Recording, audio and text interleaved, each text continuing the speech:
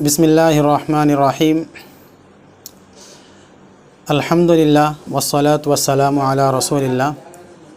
محترم سامعین اکرام، محرم الحرام سے متعلق چند باتیں آپ کے سامنے گوش گزار کرنے کی جسارت کر رہا ہوں۔ جیسا کہ آپ کو پتہ ہے کہ اپنے ہندوستان اور پاکستان، بنگلہ دیش وغیرہ میں محرم کا مہینہ آتے ہی ایک غم کا جیسا ماحول بنا دیا جاتا ہے۔ ویسے مسلمان کہلانے والوں میں ان 3 دیشوں میں خاص کر کے 2 قسم کے جلوس نکالتے ہیں۔ ایک اسلامی تاریخ کا پہلا مہینہ محرم الحرام میں غم کا جلوس نکالتے ہیں مسلمان کہلانے والے، اپنے آپ کو مسلم بتانے والے، اور دوسرا ہے ربیع الاول، سفر، پھر 1 مہینے کے بعد دوسرے مہینے میں ربیع الاول میں پھر یہ سنی اہل سنت، سنی کہلانے والے خوشی کا جلوس نکالتے ہیں۔ یعنی محرم میں ماتم کا جلوس اور ربیع الاول میں خوشی کا جلوس، یہ دونوں جلوس دائرۂ اسلام سے خارج ہے، کیونکہ اسلام نے مکمل ضابطۂ حیات دیا ہے۔ تو وہ لوگ جو کسی کی شہادت پر، کسی کے دنیا سے چلے جانے پر، کسی کی ظلم کی وجہ سے ایک ماتم جو اسلامی طریقہ نہیں ہے، اس طریقے کو ایجاد کر کے ایک لمبا زمانہ اس میں گزارتے آئے ہیں، اور یہ دعویٰ کرتے ہیں کہ ہم حقیقت میں ان کے عاشق ہیں، ہم ان کے چاہنے والے ہیں، ہم ان کے محب ہیں۔ اس طرح سے یہ لوگ، ان کا دعویٰ رہتا۔ اب جتنے بھی لوگ یا غم کا جلوس منائیں یا خوشی کا جلوس منائیں، ان دونوں کا دعویٰ یہی ہے کہ ہم سچے عاشق ہیں، ہم ان کے، ہم عاشق رسول ہیں، ہم عاشق حسین ہیں، ہم ان کے لیے جان قربان کرتے، ہم ان کے لیے مر مٹتے۔ یہ 2 دعووں کے ساتھ خوشی بھی منا رہے ہیں، غم بھی منا رہے ہیں۔ تو محترم سامعین اکرام، اسلام ایک اعتدال اور عقل کو سمجھ میں آنے والا مذہب ہے، دین ہے۔ اس میں بالکل ایک سیدھا سادہ صاف ستھرا دین ہے، اور ہر ایک کے قیود اور حدود متعین کر دیے گئے ہیں۔ اگر خوشی منانا ہے تو اس کے کیا طریقہ ہے، غم منانا ہے تو اس کے کیا انداز ہیں، یہ تمام چیزیں اسلام میں اللہ کے رسول صلی اللہ علیہ وسلم نے پوری زندگی کے لیے الیوم اکملت لکم، پوری زندگی ضابطۂ حیات دے کر گئے ہیں۔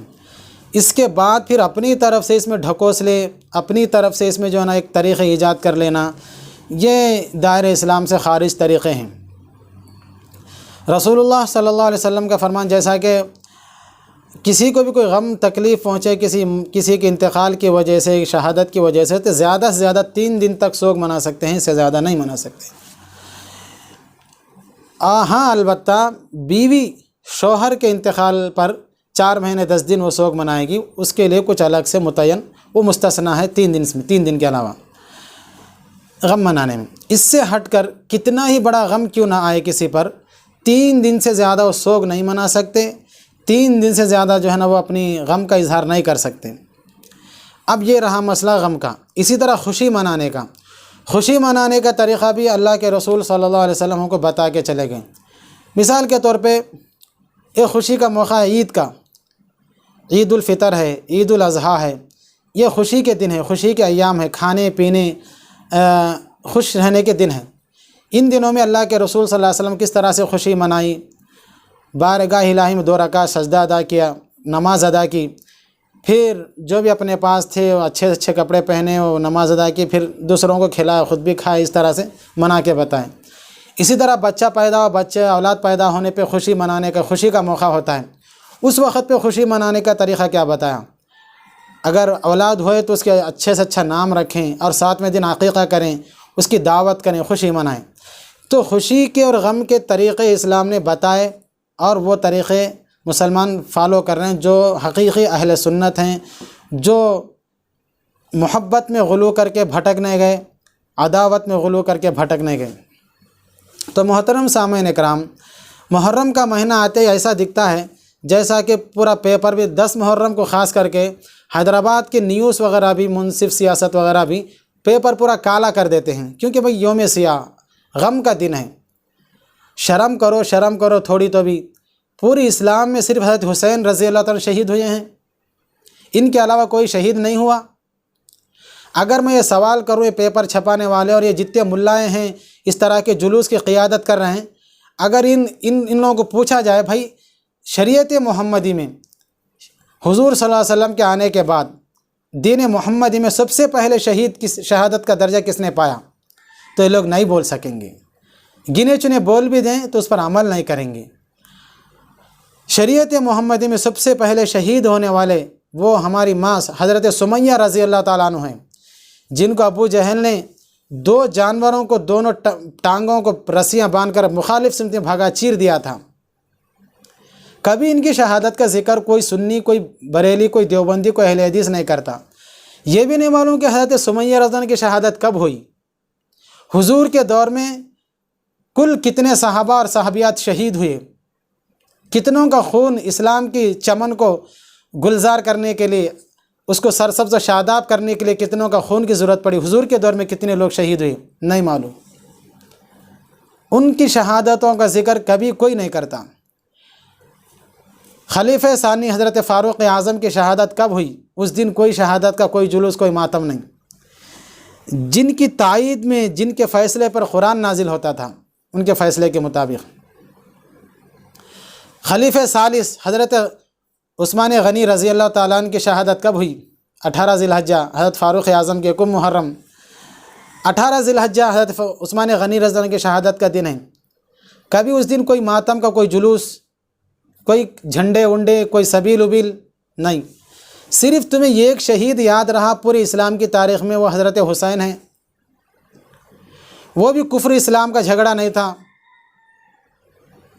اب یہاں پر لوگ اعتراض کر سکتے کفر اسلام کا نہیں تھا، دین مٹ، یہ جو خطیبیں ہیں جو فیس لے کر جو بیان کرتے ہیں دین مٹ رہا تھا، یزید قرآن بدل دے رہا تھا، ویسا ہو جا رہا تھا، ایسا ہو جا رہا تھا، اسلام کا نام و نشان مٹ جا رہا تھا، تو ایسے وقت میں حضرت حسین نے تلوار اٹھائی۔ وہ حضرت حسین نے تلوار اٹھائی کہاں؟ حضرت حسین جنگ لڑنے گئے تھے، دین مٹ رہا تھا بول کے گئے تھے۔ بہت سارے لوگوں نے حضرت حسین کی مدد کرنے، ان کی بیعت کرنے، ان کی رہنمائی کے لیے بلایا تھا کہ دین مٹ گیا، قرآن مٹ گیا، قرآن میں تحریف ہو گئی، وسیم رضوی جیسے لوگ بہت سارے پیدا ہو گئے، قرآن میں تحریف کر رہے ہیں، آیتاں نکال دے رہے ہیں، آیتاں جوڑ رہے ہیں، ایسا کوئی مسئلہ تھا؟ تو دوسرے صحابہ خاموش بیٹھے تھے سن کے اس وقت؟ تو کئی صحابہ اکرام نے حضرت حسین کو روکا تھا۔ وہ لوگ حق بات سے روک رہے تھے کیا؟ میرے بھائیوں، اس طرح کی باتیں نہ کریں جو اسلام سے، حقیقت سے، جو حقائق سے تعلق نہیں ہے۔ تو محترم سامعین اکرام، بہرحال حضرت حسین رضی اللہ تعالیٰ عنہ کے بارے میں ایک اصل میں اہل سنت کہلانے والوں میں بھی جو ہے نا بہت سارا اختلاف پڑا ہوا ہے، خاص کر کے بریلی طبقے میں۔ ہر کچے روایات ان کی نصیب ہے، ہر کچے روایات، ہر جھوٹے موضوع من گھڑت روایات، کیونکہ کربلا کے واقعات میں حضرت حسین رضی اللہ عنہ کی شہادت کے سلسلے میں جتنے بھی واقعات ہیں، ان واقعات میں اتنے من گھڑت روایات، اتنے ڈھکوسلے، اتنا جھوٹ، اتنا فریب، اتنی منافقت اس میں کر دی گئی کہ انسان اگر تحقیق کرنے بیٹھے تو حقائق تک پہنچنے کے لیے سمندر پار کرنا اس کے لیے آسان ہو جائے، لیکن اس حقیقت تک پہنچنا مشکل ہو جائے۔ اتنے وہ راستے، اتنے اس میں مسائل الجھا دیے گئے ہیں۔ کیوں بھائی؟ فلاں عالم نے لکھا، انہوں غلط ہو سکتے کیا؟ فلاں عالم نے لکھا، انہوں غلط ہو سکتے کیا؟ وہ اتنے بڑے عالم تھے، اتنے بڑے بڑے پہاڑوں کو عبور کرنا آسان کام ہے۔ اگر بولے تو ارے میاں ان کے سمجھ میں نہیں آیا، تمہارے سمجھ میں آ گیا، تم آئے بڑے آج ملا بن کے۔ وفوق کل ذی علم علیم۔ تو محترم سامعین اکرام، اس واقعے کو اس طرح سے رنگ دیا گیا، اس طرح سے جوڑا گیا، ان کے عورتوں کے دوپٹے چھینے گئے، وہ ہوا، ان کی عزتوں پہ پتہ نہیں، عوام کو رلانے کے لیے ایسے ایسے موضوع من گھڑت روایات عوام کے سامنے رو کے خود رونے کے جیسا کرے اور عوام کو رلائے، جھوٹے وہ موضوعات بتا کر۔ اور یزید کو اچھی طرح سن لیں، حضرت حسین رضی اللہ تعالیٰ عنہ کا یزید سے کوئی مقابلہ نہیں ہے۔ حضرت حسین کہاں اور یزید بن معاویہ کہاں رضی اللہ تعالیٰ عنہ۔ ان دونوں کا آپس میں کوئی تقابل نہیں ہے۔ حسین پہلے سے سونا، پھر صحابی رسول ہیں، وہ نبی کے نواسے ہیں، یہ تو سونا ہے، پھر صحابی ہیں، وہ یہ سونے پہ سہاگا ہے۔ اگر میں کوئی بات ان دونوں کے درمیان اس طرح کی کہی، اس میں یہ نہ سمجھنا ہے کہ یزید کی تائید کر رہی ہیں، اللہ یعوذ باللہ۔ یزید کو ہم نے دیکھا نہ، ہم ان کے کوئی متبع ہیں، ہم تو حسین ہیں، ان کے نام لیوا ہے، ہم ان کے نام لے کے جینے والے ہیں جن کے صدقے میں دین پہنچا۔ تو محترم سامعین کرام، یزید کو اس طرح سے پیش کر دیا گیا، اس کو رضی اللہ تعالیٰ عنہ بولے کوئی تو وہ کافر، مرتد، یہ وہ فلاں، نہیں بھائی، ان کا کچھ بھی اس میں دخل نہیں تھا۔ اگر کوئی بول بھی دیا اس کے مطالعے کے مطابق تو وہ پھر اس کے پیچھے لگ گئے۔ بہرحال محترم سامعین کرام، بتانا یہ ہے کہ حضرت حسین رضی اللہ تعالیٰ عنہ کی شہادت کا جو واقعہ ہے، جب یہ وہاں پر کربلا کے میدان سے پہلے پہنچے، ابن زیاد کا قافلہ روک لیا، حضرت حسین نے 3 شرطیں لگائی۔ دیکھو، میرے اجتہاد میں، میرے فیصلے میں غلطی ہو گئی، میری 3 شرطیں ہیں، یا تو مجھے واپس جانے دو جہاں سے میں آیا، یا پھر مجھے کہیں ایسی اسلامی سلطنت یا اسلامی مملکت میں جانے دے جہاں میں جا کے وہاں پر مجاہدین کے ساتھ مل کر میں جہاد کرتے ہوئے اللہ کے راستے میں شہید ہو جاؤں، یا پھر مجھے یزید سے ملاقات کرنے دیں۔ یہ 3 شرطیں انہوں نے سامنے رکھیں، لیکن ابن زیاد کو اور اس پارٹی کو اور جو لوگ خطوط لکھ لکھ کے بلائے تھے ہم، اور محبت کا اور کیا بولتے ہیں دم بھرے تھے کہ ہم آپ کا ساتھ دیں گے، مدد کرنے کا دم بھرے تھے، یہ سب کے سب سمجھ گئے اگر یہ واپس چلے گئے تب بھی ہماری خیریت نہیں، اگر یہ کسی اسلامی سلطنت میں چلے گئے وہاں کے لوگ وہاں جانے کے بعد بھی ہماری خیریت نہیں بستی، اگر یہ یزید سے ملے تب تو ہماری گردنیں ناپی جائیں گی، وہاں تو بات کھل جائے گی، ہم نے خطوط لکھ کر ان کو بلایا، یزید یہ سنیں گا تو پھر ہمارے گردنیں ناپیں گا۔ تو ان لوگوں نے نہ حضرت یہ 3 شرطوں میں سے کہا کوئی ایک شرط بھی نہیں مانی جائے گی، کلہم ذالک لم یکن۔ تو محترم سامعین کرام، اس میں ایک پوائنٹ کی بات، اس میں نقطہ یہ ہے، غور کرنے کی بات یہ ہے، اگر یزید کے دور میں یزید قرآن کو بدل رہا تھا، اسلامی قانون بدل گئے تھے، تو حضرت حسین کس ملک کے بارے میں بول رہے تھے؟ کسی اسلامی مملکت میں جانے دے، وہاں جا کر کے مجاہدین کے ساتھ جہاد کروں، تو اس وقت بھی اسلامی مملکت تھے۔ اگر بالفرض جیسا کہ یہ دھواں دار مقررین عوام کو رلانے کے لیے کہتے ہیں کہ قرآن بدل رہا تھا، یہ ہو رہا تھا، شریعت محمدی کو بدل رہا تھا، اگر شریعت محمدی بدل رہا تھا یزید، تو حسین اسلام کا شیر، نبی کا نواسا، قرآن کو بدلتے واپس جانے کی شرط لگا سکتا؟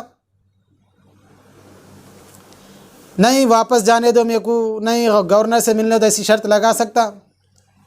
جان کٹا سکتا، سر کٹا سکتا، مگر واپس جانے صلح کی بات نہیں کر سکتا۔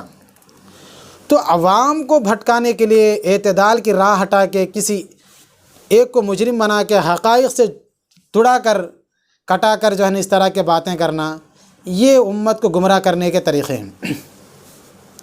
پھر اس کے بعد یہ اس لیے کہہ رہا ہوں کہ دیکھیے بہت سارے معاملات ایسے ہیں جتنا یہ لوگ مقررین یزید پر ڈال کر جو ہے نا بولتے ہیں اتنا وہ نہیں ہے۔